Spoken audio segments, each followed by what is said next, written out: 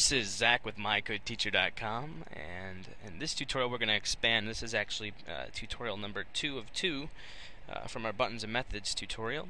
In the last tutorial we took a button and we changed some text, and it was a pretty basic tutorial but also very effective and very commonly used in almost every single application. You're going to have buttons, whether it go to the info page or whether you have an application that just needs to get from one place to another.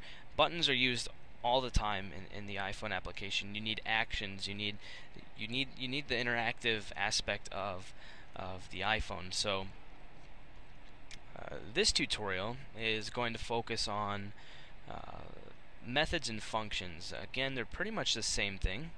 A method is usually it's a function inside of a class, and that's why it's called a method. You can Google the difference. There's a slight difference, but they're essentially the exact same thing.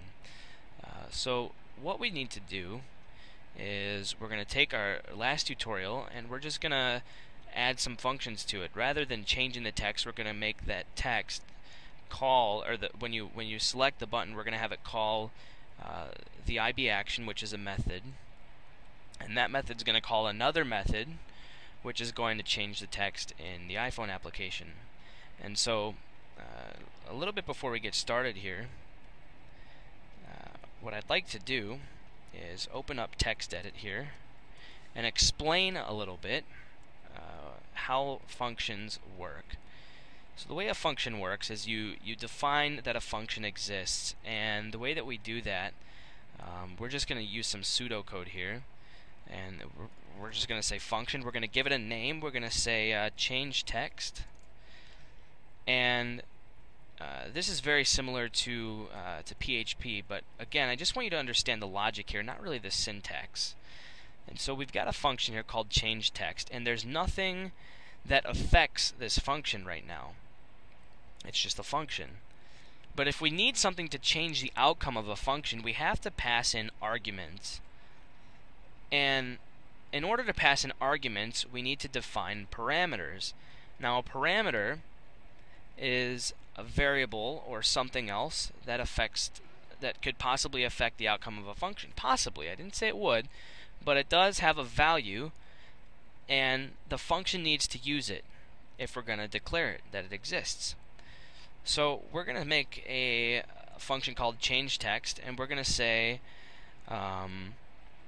we'll call this morning. And the reason we're going to do that is we're going to say, basically, if morning is equal to true, then we're going to say good morning, and if it's not equal to true, then it's false, and we're going to say good afternoon. And so this morning variable right here is a parameter that is a Boolean value, which is true or false. And so we're going to put here in this logic, if morning is true, then we're going to return good morning. Otherwise, we'll return good afternoon.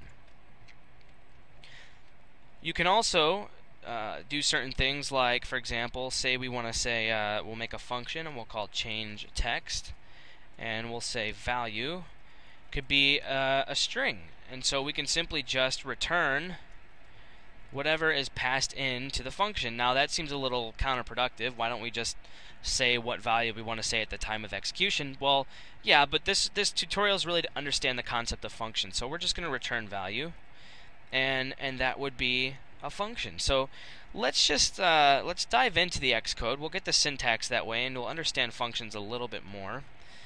And so I actually I deleted my buttons and methods tutorial, so I'm going to bring it back from the dead here, and we'll open it up, the Xcode project.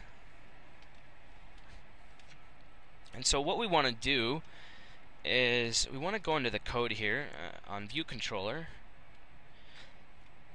and see where it says button pushed here. We pass in a certain value, and so we're going to make a new method. And remember, we have to define methods in the .h file. And so the first thing to say that we want to have a method, we need to put a dash, and we want to say that this is going to be a type of NS string. and we're going to give it a name called change text. We need to put a pointer in there. And so the first part is the return type. We're returning a string. The second part is the name. So plain and simply, we're going to come here to the viewController.m, and now we're going to actually define the function here, or the method, NSString change text, and we're simply going to say label.text equals pushed ... or tapped. So let's comment this code out here, and rather than putting that there, we're going to say self change text, and that's the method that we just built.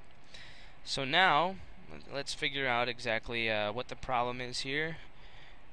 I'm sorry, we have to put a return value. We'll just put this for now because we're having a return value, which we'll get to in a minute. So just add this for now to get rid of the warning, and we'll go ahead and add a return value here in just a little bit. So we're going to go ahead and compile. And you can see here when I tap, there we go. It changes the text.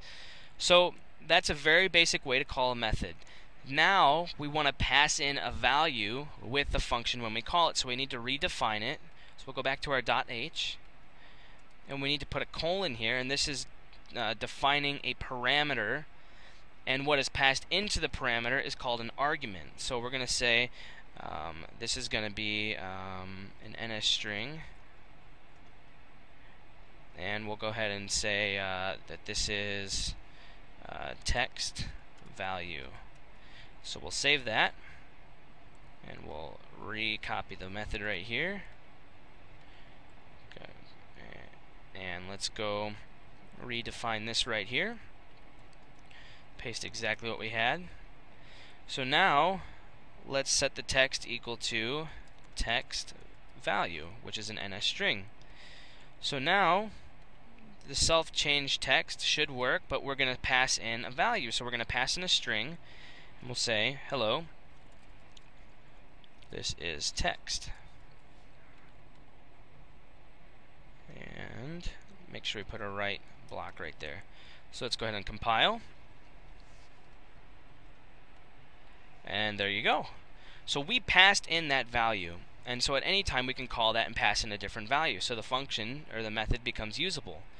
Now what we want to do is, instead of setting it here, we'll return it right there, and let's make an NSString up here. We'll call this text value, and we'll say text value equals self change text. This is the value. Now this is again counterproductive because we already have the value because we're defining it, but again we'll mess around and we'll see what we can do with that. So we've got self change text, and that gets assigned to text value. So now label.text is equal to text value, and the reason we're doing this is to show you that we can pass in data, and then we can get the returned value of a function and get it passed into a variable here, which gets set to the label right there. So let's save it and let's compile. Let's tap it. This is the value, so that's great. So now for the last thing that we're going to do to demonstrate a little bit about functions and methods is we're going to actually set a value right here. Return hello, this actually worked. So even though we're passing in a value for text value, the way we run the function is to not even worry about this and just return that right there. So now it'll say hello, this actually worked, as opposed to this is the value. There you go. So these methods are very basic, but they're also very effective, and there's a lot that you can do to get them to do different things. And so I just encourage you to experiment a little bit with these methods and practice and see exactly what you can come up with. And this will really help you in the long run with your iPhone development. So this is Zach with MyCodeTeacher.com, and we'll see you in the next tutorial.